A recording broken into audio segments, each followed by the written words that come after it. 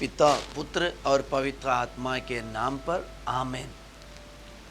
प्रिय भाई और बहनों, हम लोग कलवारी की इस यात्रा में भाग ले रहे। संडे से हम वचन सुनते आ रहे।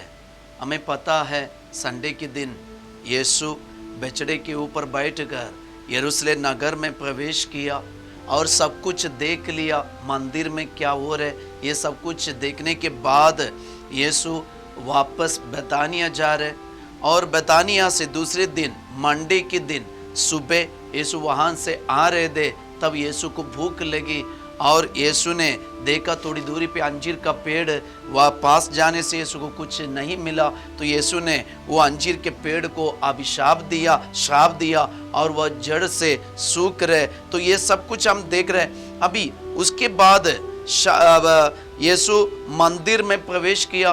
मंदिर में देख लिया कि बिक्री करने वाले सारे लोगों को यीशु वहां से हटा दिया, निकाल दिया और संध्या होने पर यीशु वापस बेतानिया जा रहे। आज के दिन मंगलवार के दिन यीशु बेतानिया से वापस मंदिर आ रहे, फिर से मंदिर आ रहे। वचन में हम पढ़ते हैं संत मार्कुस का सुसमाचार अध्याय 11 वचन 27 में लिखा है, वे फिर यरूशलेम आए। वे फिर यरूशलेम आए। तो यीशु फिर यरूशलेम आ रहे थे तो ये शिष्यों ने देखा कि कल जिस पेड़ को अभिशाप दिया था, श्राप दिया था, वो पेड़ जड़ से सूख गया। तो ये शिष्य लोग यीशु को दिखा रहे, देखो आपने जिस पेड़ को कल श्राप दिया था वो जड़ से सूख गया।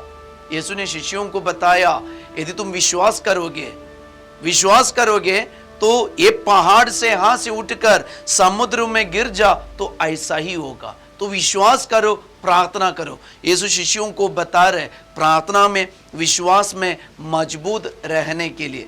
अभी यीशु फिर से ये यरूशलेम मंदिर आए तो कल से परसों से कुछ लोग यीशु की शिक्षा सुनकर और यीशु का कार्य देखकर गुस्सा में है। उनके मन में अभी इतना गुस्सा आ गया फरीसी और सदूकियों के मन में। वे यीशु को नष्ट करने के लिए, यीशु को मार डालने के लिए वे उसी के लिए आइडिया बना रहे थे। आज यीशु के पास आकर वे अधिकार के विषय में, यरूशलेम मंदिर में यीशु आया, वहां यीशु शिक्षा दे रहे थे। तब ये फरीसी लोग यीशु के पास आकर यीशु का अधिकार के बारे में सवाल उठाते हैं और यीशु से पूछते हैं, आप किस अधिकार से ये सब कर रहे हैं? आप किस अधिकार से?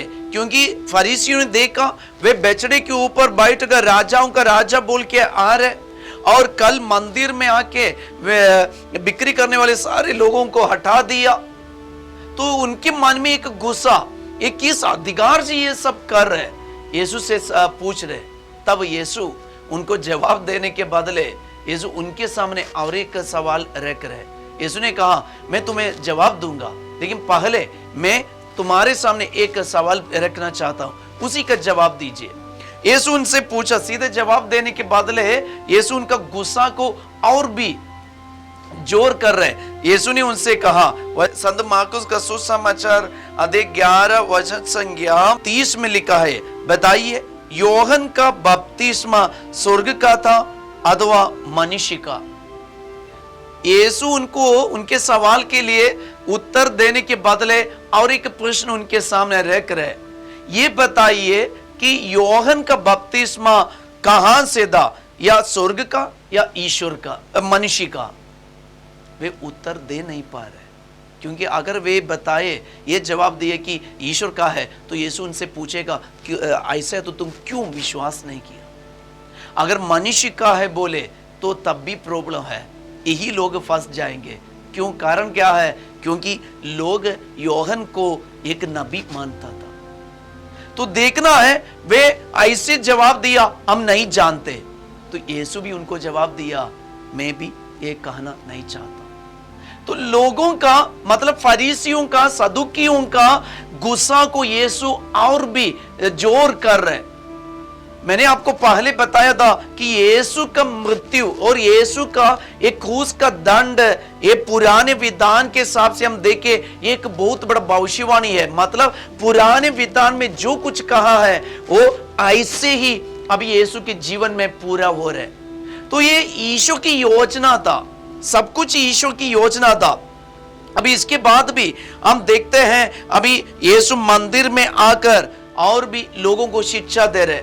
अभी फरीसियों के बारे में, सदुकियों के बारे में, उनके गलत कर्म के बारे में यीशु लोगों को बता रहे। ये फरीसियों को, सदुकियों को अच्छा नहीं लग रहा है। वे और भी गुस्सा होके यीशु के पास आकर बहुत सारे सवाल उठाते हैं कि कैसर का कर के बारे में और पुनरुत्थान के प्रश्न उठाते। ऐसे कई सवाल आज के दिन यीशु के पास आकर वे उठा रहे, लेकिन उनको एक सैटिस्फाइड जवाब नहीं मिल रहा है।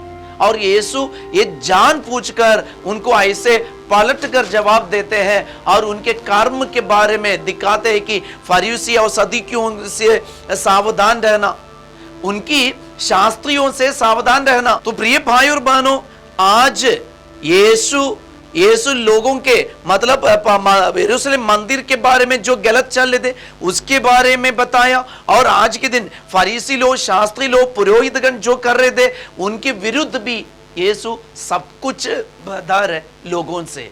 इसलिए वे प्लान बनाना शुरू किया कि किस प्रकार हम इसको खत्म करेंगे, यीशु को खत्म करेंगे। वे सोचते रहता है और उसी का अब कंटिन्यूएशन है, हम आज के पूरे सुसमाचार में पढ़ सकता है। अभी आपको एक बैकग्राउंड मिल गया होगा कि यीशु के साथ अभी क्या चल रहा है, फरीसी लोग यीशु के विरुद्ध क्यों कर रहे ये सब है। अभी ये आइडिया अपने मन में रहकर आप लोग पढ़ना है। संत मत्ती का सुसमाचार अध्याय 21, 22, 23, ये 3 अध्याय, ये बैकग्राउंड अपने मन में रख के पढ़ना तो आपको पूरा पता चलेगा कि यीशु का क्रूस का दंड किसकी योजना था और यीशु के क्रूस की बलि ये किसकी योजना था। इसके बारे में हमें एक स्पष्ट आइडिया मिल जाएंगे। और अभी संत मत्ती का सुसमाचार अध्याय 24 में आइए। अभी यीशु सुबह से लेकर मंदिर में सुबह से लेकर यीशु शिक्षा दे रहे थे लोगों को, और शिक्षा देते देते देते अभी संध्या हो गया। संध्या होने पर यीशु ने क्या किया, वचन में हम देख सकता है। संत मत्ती का सुसमाचार अध्याय 24 संज्ञा 1 में हम पढ़ते हैं, यीशु मंदिर से निकल कर चले जा रहे थे कि उनके शिष्य उनके पास आए और उन्होंने मंदिर की इमारतों के और उनका ध्यान आकर्षित किया। ईसा ने उनसे कहा, तुम ये सब देख रहे हो ना, मैं तुम लोगों से ये कहता हूं, यहाँ एक पत्थर पर दूसरा पत्थर पड़ा नहीं रहेगा, सब ढा दिया जाएगा। मतलब यरूशलेम मंदिर को देखकर यीशु शिष्यों को बोल रहे हैं, ये मंदिर नष्ट हो जाएंगे। यीशु एक भविष्यवाणी कर रहे हैं और कुछ सदियों के बाद हम देख रहे हैं यरूशलेम मंदिर पत्थर के ऊपर पत्थर ना ऐसे खत्म हो रहे, नष्ट हो गया। और वचन के 3 में हम पढ़ते हैं, जब ईसा जैतून पहाड़ पहुंचकर बैठ गए तो शिष्य एकांत में उनके पास आए। तो देखना है, अभी यीशु फिर से यरूशलेम आया, लोगों को शिक्षा दिया, फरीसियों के बारे में, शास्त्रियों के बारे में, उसके बुरे कर्म के बारे में लोगों को बताया। उनके अंदर इतना गुस्सा आया, वे एक योजना बना रहे, अभी कैसे किस प्रकार इनको नष्ट करेंगे, खत्म करेंगे और इनको मार डालेंगे। अवसर तो यीशु उनको दे रहे। अब इसके बाद यीशु वहां से संध्या हो गया, यीशु विदा हो रहे, एकांत में यीशु जाकर प्रार्थना कर रहे। ये एकांत का अर्थ क्या है, हम कल फिर से ये एकांतता के बारे में, एकांत के बारे में सोचेंगे और मनन चिंतन करेंगे। यीशु बुधवार के दिन क्या किया है और यीशु ने क्या क्या किया, कैसे किया, इसके बारे में हम मनन चिंतन करेंगे, हम प्रार्थना करेंगे। यीशु आप यरूशलेम मंदिर में फिर से आए और आपने बहुत सारी शिक्षा लोगों को दिया और समाज के बुरे कर्म आप उन लोगों के सामने रख दिया। यरूशलेम मंदिर के बारे में आपने भविष्यवाणी की। अरे यीशु, आज ये दुख भोग के समय, ये पुण्य सप्ताह में हम आपके साथ रहना चाहते हैं, विश्वास के साथ, प्यार के साथ, ताकि आपका रहस्य हम समझ पाए, आपका दुख भोग का रहस्य, आपका ये क्रूस की बेली का रहस्य हम समझ पाए। यीशु, गहराई में हमें ले जाइए, दुख भोग के गहराई में हमें ले जाइए। यीशु की माँ हमारे लिए मध्यस्थता कीजिए। पिता, पुत्र और पवित्र आत्मा के नाम पर